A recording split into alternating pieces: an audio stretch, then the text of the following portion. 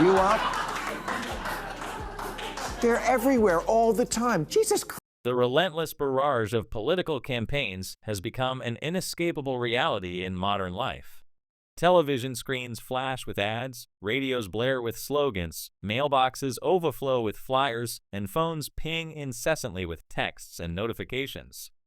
It's as if candidates are always there, lurking in every corner of daily existence, demanding attention with the persistence of a telemarketer who won't take no for an answer.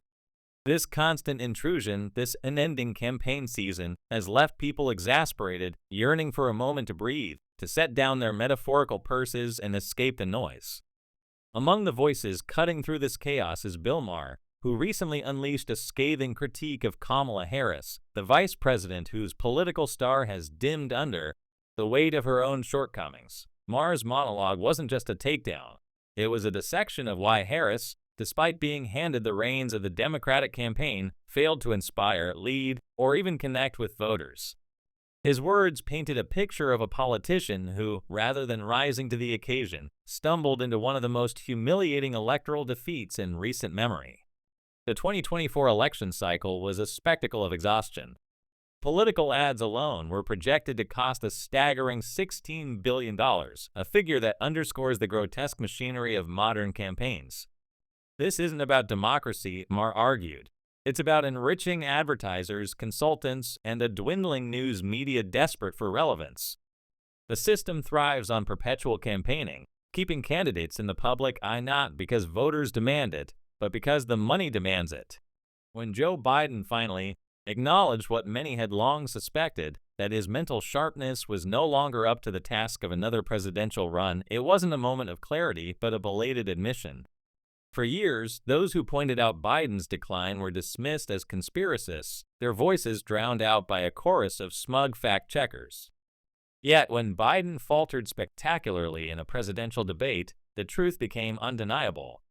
The Democratic Party, faced with a crisis, didn't turn to a bold new leader. Instead, they defaulted to Kamala Harris, a vice president whose presence in the public sphere had been so minimal she might as well have been in hiding. Harris's ascension was less a coronation than a default. She faced no serious challengers within the party, no rigorous primary to test her mettle.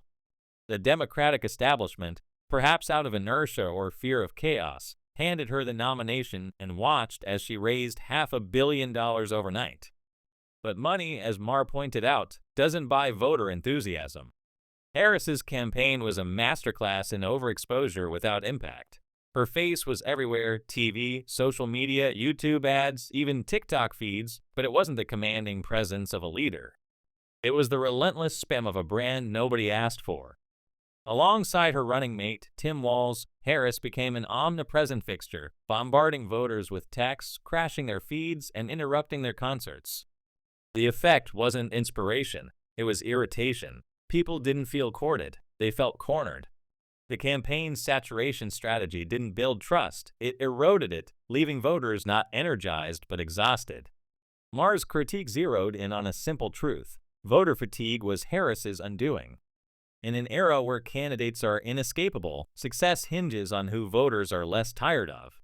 Harris and Walz, with their relentless media blitz, became the political equivalent of an overplayed pop song, once tolerable, now unbearable. The public didn't see Harris as a president in waiting. They saw her as a poorly timed ad they couldn't skip. This wasn't just a failure of messaging, it was a failure of authenticity. Harris's campaign felt like a product nobody wanted, pushed by a salesperson who didn't believe in it herself.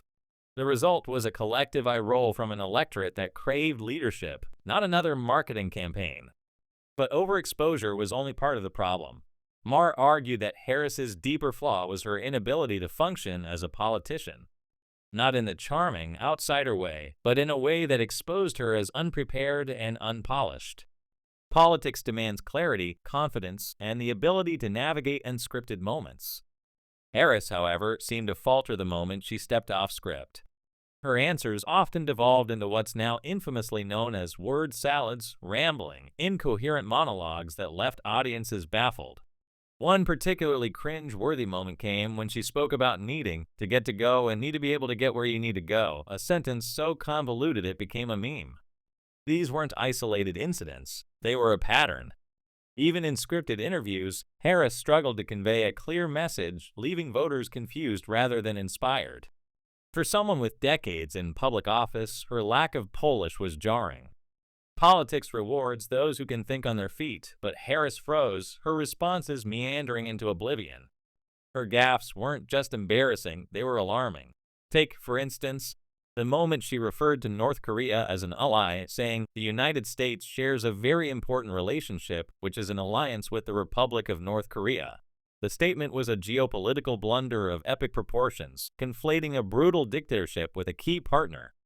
It wasn't a one-off mistake. It was emblematic of Harris's tendency to fumble when clarity was critical. Imagine her in a high-stakes meeting with world leaders, where a single misstep could ripple across global markets or diplomatic relations.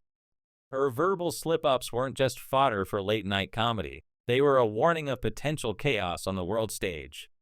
Maher's point was clear. Harris wasn't just unpolished, she was unfit for the demands of the presidency. The campaign trail exposed another weakness: Harris's reliance on a single, tired talking point. When pressed on her record or policies, she often defaulted to "Trump is worse." It was less a strategy than a surrender, an admission that she had little to offer beyond not being the other guy. Voters, especially undecided ones, wanted a reason to vote for her, not just against her opponent. But Harris couldn't deliver. Her campaign lacked a vision, a narrative that could rally a fractured nation. Instead, she leaned into the same divisive rhetoric that had already alienated millions. Maher highlighted her failure to stand up to the more extreme elements of her party's base, particularly the woke echo chamber that demanded conformity over conviction. When faced with absurd proposals like taxpayer-funded surgeries for incarcerated undocumented immigrants, Harris didn't push back. She folded, signaling a lack of backbone that voters noticed and rejected. This inability to lead with principle was particularly damaging in a nation weary of performative politics. After 4 years of Biden's administration, which many saw as beholden to the loudest activist voices, voters wanted a leader who could say no to fringe demands. Harris, however, seemed eager to parrot whatever hashtag was trending, sacrificing authenticity for appeasement. For Maher, this wasn't just a tactical error, it was a betrayal of leadership. Voters weren't just skeptical of Harris, they doubted her ability to steer the country through turbulent times. Her silence on critical issues, or worse, her complicity in divisive policies, suggested she was more follower than leader. In a moment crying out for strength and sanity, Harris offered only vagueness and catchphrases. Perhaps nowhere was Harris's failure more glaring than in her role as border czar. Tasked with addressing the crisis at the southern border, she oversaw what can only be described as a collapse.